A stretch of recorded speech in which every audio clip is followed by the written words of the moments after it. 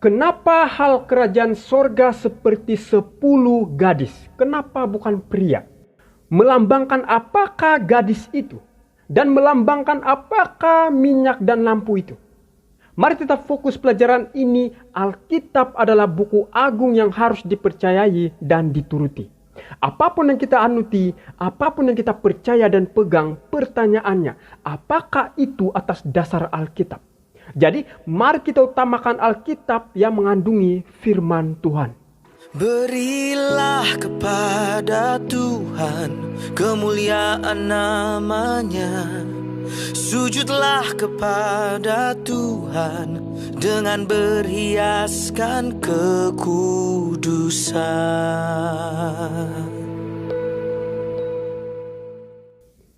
Dalam Matius 24 dan 25, Yesus menyatakan kebenaran-kebenaran penting tentang akhir zaman dan bagaimana untuk bersedia. Dalam pasal-pasal inilah ajaran Yesus tentang peristiwa-peristiwa akhir zaman.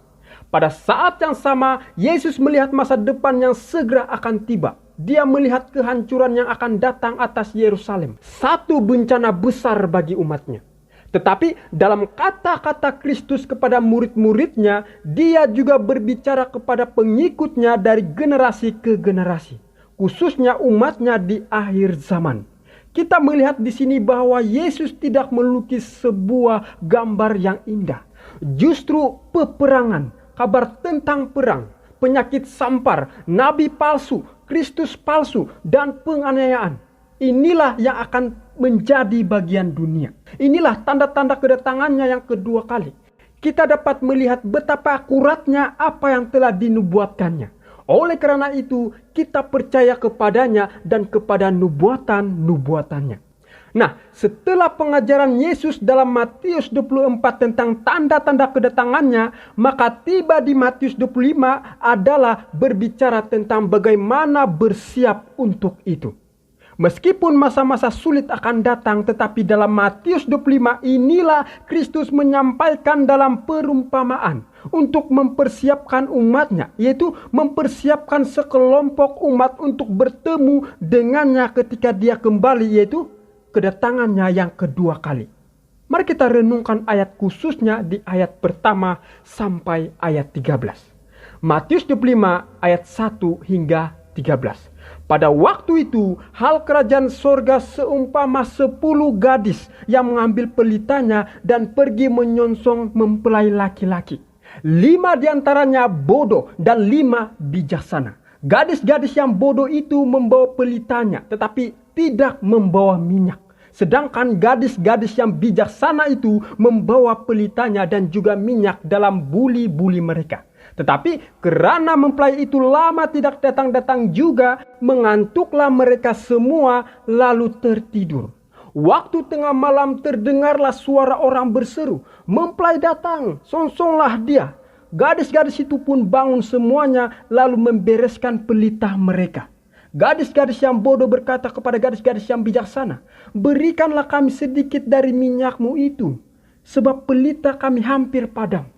Tetapi jawab gadis-gadis yang bijaksana itu, "Tidak, nanti tidak cukup untuk kami dan untuk kamu. Lebih baik kamu pergi kepada penjual minyak dan beli di situ."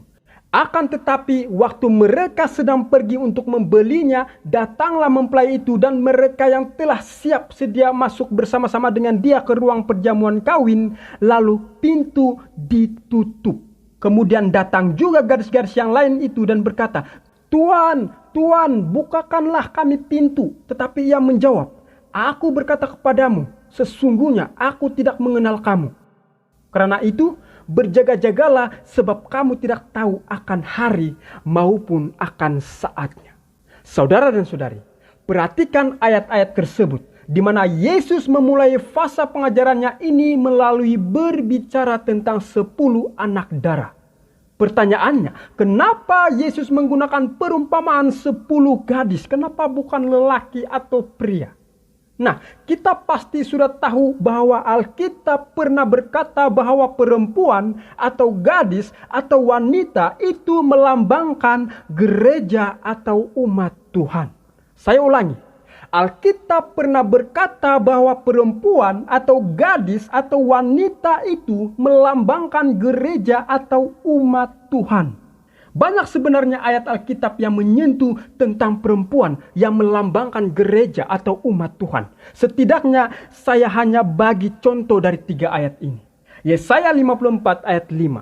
Sebab yang menjadi suamimu ialah Dia yang menjadikan engkau. Tuhan semesta alam namanya. Yang menjadi penebusmu ialah Yang Maha Kudus, Allah Israel. Ia disebut Allah seluruh bumi. Bila melihat ayat ini, suami melambangkan Yesus. Dan otomatis istri atau pengantin perempuan adalah melambangkan gereja atau umat Tuhan. Ayat kedua terdapat dalam 2 Korintus 11 ayat 2. Sebab aku cemburu kepada kamu dengan cemburu ilahi. Karena aku telah mempertunangkan kamu kepada satu laki-laki untuk membawa kamu sebagai perawan suci kepada Kristus. Dalam ayat ini, Rasul Paulus mengatakan bahwa kita telah dipertunangkan kepada satu laki-laki. Dan kita adalah perawan yang suci dan Yesus adalah mempelai laki-lakinya.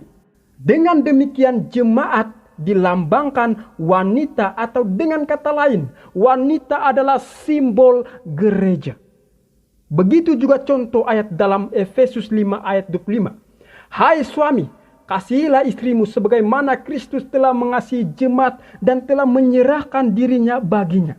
Ayat ini juga begitu jelas bahwa suami melambangkan Kristus dan istri melambangkan jemaat.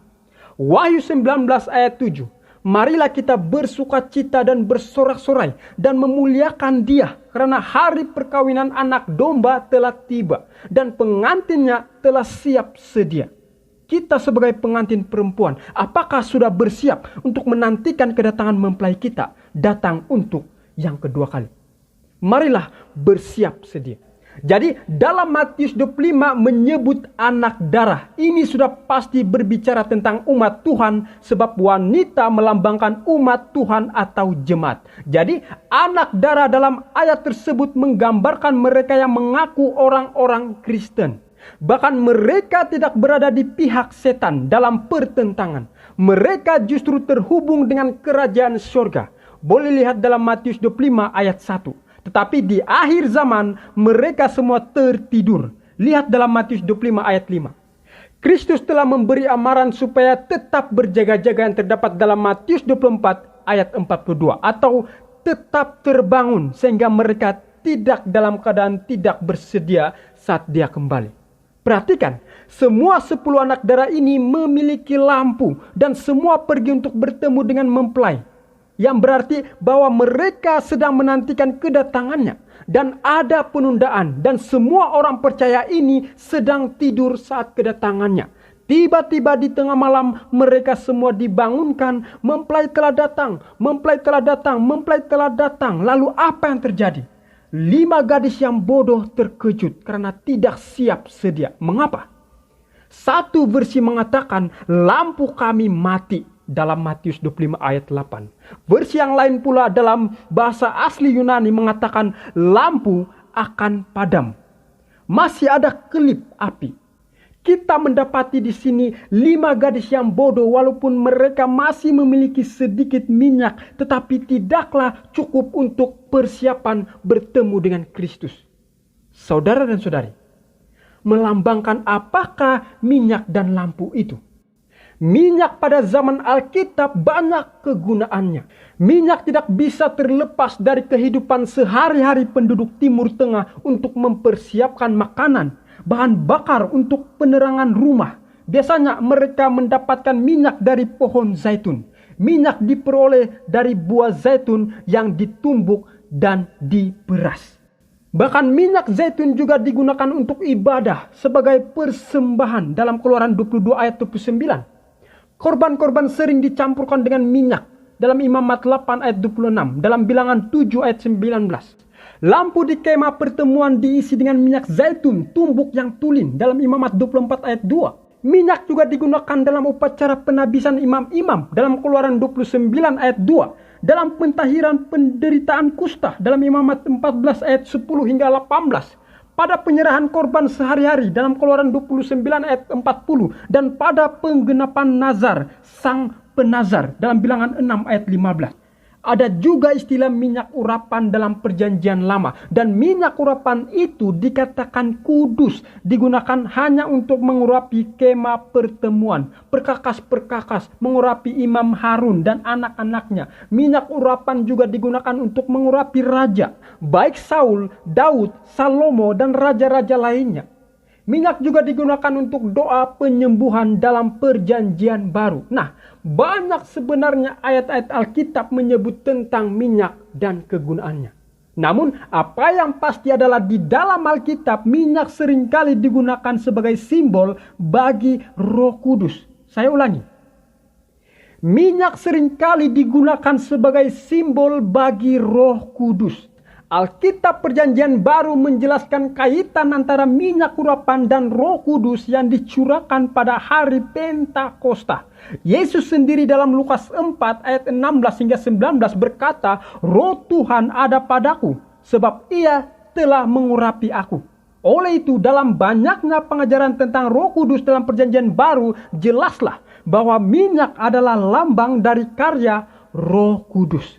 Lampu atau pelita pasti kita sudah ketahui itu melambangkan firman Tuhan atau Alkitab.